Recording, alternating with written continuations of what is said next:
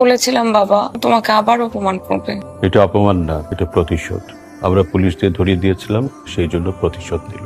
কাজ আমার প্রত্যাখ্যান মানতে পারে, চাকরি, সাফল্য, দুনিয়াদারি এসব কিছুই ওর মাথায় কখনো ছিল না।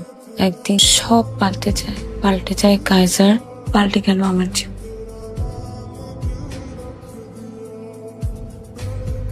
কাইজার, তুমি কি চাও আমার থেকে?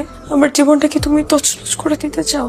তুমি কি আমাকে রাস্তায় ফেলে দিতে চাও? তুমি আমাকে পথে বসাতে চাও? তুমি কি চাও আমি আমার বাচ্চাটাকে নিয়ে রাস্তায় রাস্তায় ঘুরে বেড়াই? কি করলে তোমার একটু শান্তি হবে বলো তো? তোমার অনেক রাগ না আমার উপরে? তোমার সাথে পার্সোনাল সময় কাটালে তুমি খুশি হবা? আমাকে তখন শান্তি দিবা?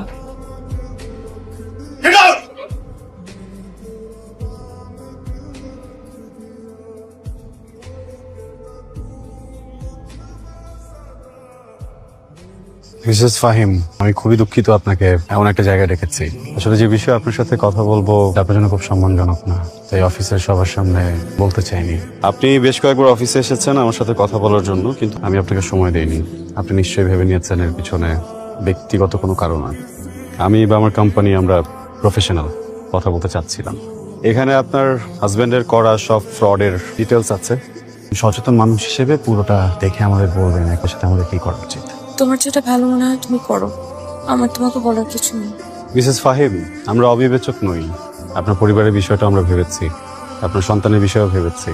অ্যাপয়েন্টমেন্ট লেটার আপনি চাইলে কাল থেকে জয়েন করতে পারেন। Thank you.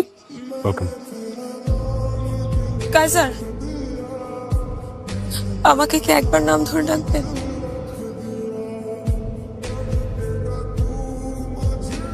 গুড লাক, রসুন।